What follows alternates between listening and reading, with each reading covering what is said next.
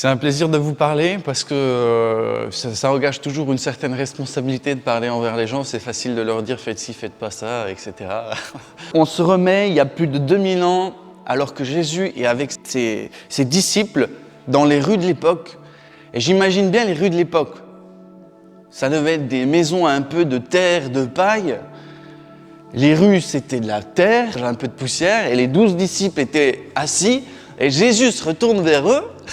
Et il leur dit, on va changer le monde les mecs. On va changer le monde. Alors qu'à l'heure actuelle, c'est les Romains qui ont envahi un pays, qui sont horribles avec ceux qui essayent de se rebeller. Et Jésus leur dit, alors que le monde n'a pas été encore découvert dans sa globalité, on va changer le monde. Et je me mets à la place des disciples qui ont dû se dire, parce que j'ai vu ce qu'il a fait, je crois que c'est possible. Mais ça a dû être un challenge pour eux.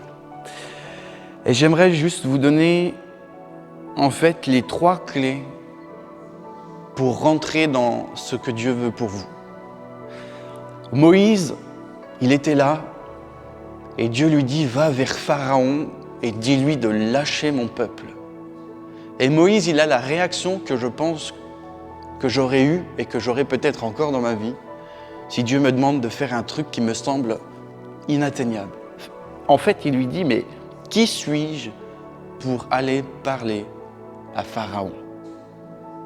Mais je suis qui? Je suis un gardien de moutons dans le Sinaï et toi, tu me demandes d'aller vers Pharaon, l'homme le plus puissant de l'époque, pour lui dire, tranquille mec, laisse partir mon peuple parce que sinon Dieu va s'occuper de toi. Et je crois que j'aurais eu la même réaction en fait. J'aurais dit, mais en fait, qui je suis pour aller parler à Pharaon? Et les 3 mots que je voudrais vous donner ce matin, ça se résume en foi, audace, fidélité. Ce sont les 3 clés de la réussite pour rentrer dans l'appel que Jésus a pour vous. Pourquoi l'audace?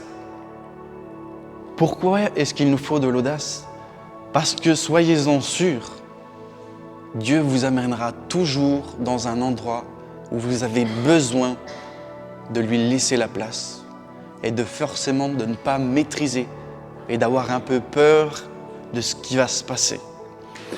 Dieu nous amène toujours à réaliser des grandes choses qui des fois nous font peur et on se dit non, moi je ne peux pas y aller. Mais en fait, il le fait parce que c'est la manière qu'il utilise pour stimuler notre foi.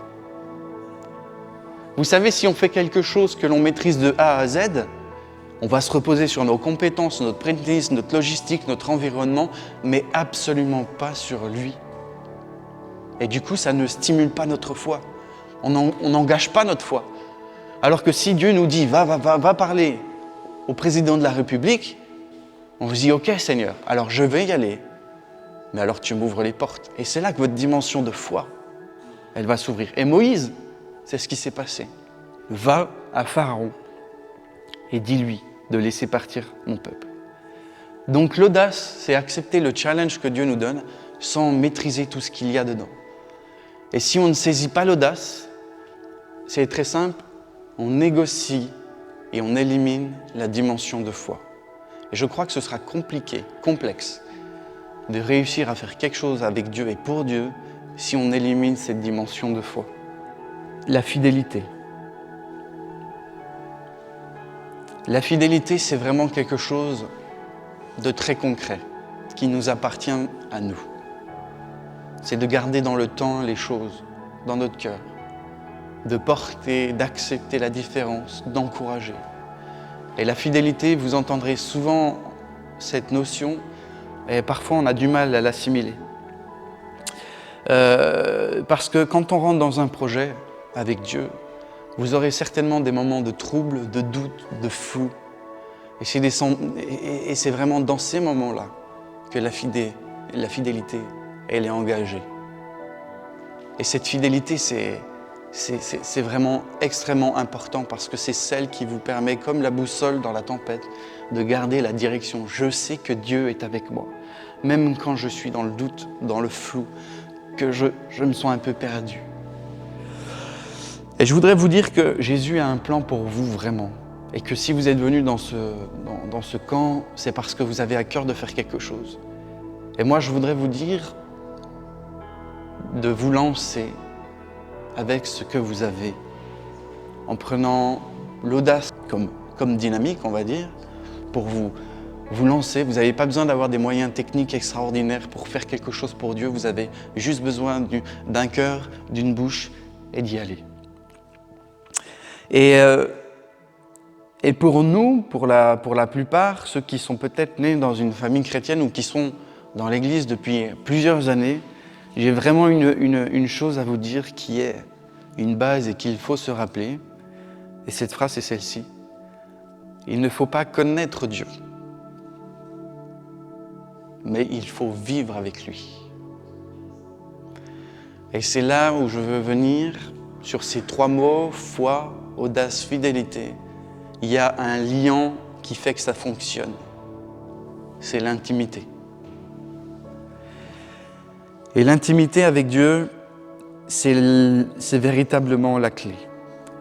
Dans la Bible, on voit que tous ceux qui ont été appelés par Jésus, par Dieu, ils ont été puisés dans les moments difficiles, l'intimité.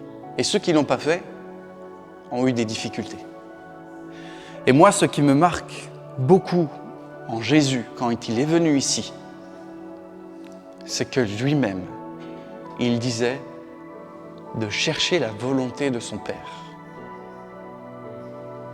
Et quand il était ici, il passait du temps pour chercher sa face et sa pensée. Et je voudrais vous dire ce matin que Dieu veut nous emmener dans une nouvelle dimension d'intimité. Parce que c'est dans cette intimité que viendra l'inspiration de nos projets. C'est dans ce lieu secret où il va nous donner les clés, il va nous donner la méthode, la stratégie. Et surtout, c'est dans ce moment-là qu'il va nous donner l'envie de faire quelque chose qui est cohérent avec lui. Je voudrais vous dire que l'intimité, c'est la chose qui doit nous motiver et ce n'est pas fait pour les grands. C'est fait pour vous maintenant. Et vous savez, une des dernières fois, j'ai fait une réunion à Madagascar qu'avec des dames de plus de 75 ans, en plein milieu d'un bourg, du moins c'était très pauvre.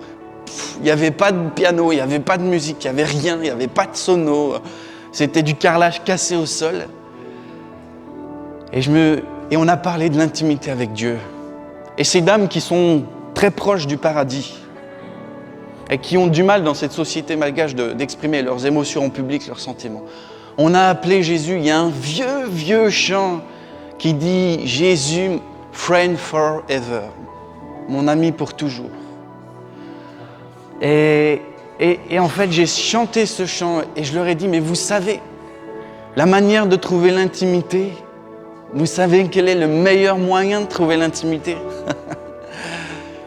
C'est de se mettre à genoux et de lui dire, Jésus, je suis là pour toi. Et je voudrais vous inviter à fermer vos yeux maintenant, à fermer vos yeux et à lui dire, Jésus, j'ai envie de faire des choses pour toi, j'ai envie de faire des projets. Mais avant toute chose, le premier projet de ma vie, c'est de te trouver et de vivre avec toi, pas de te connaître. Il y a plein de gens qui connaissent Jésus, son histoire, sa vie, ce qu'il dit, ce qu'il pense, mais qui ne vivent pas avec. Et ce que vous avez besoin, c'est de vivre avec lui, de le connaître, qu'il puisse vous toucher, et que vraiment vous puissiez le sentir, vous aimer, vous entourer quand ça va bien, quand ça va mal.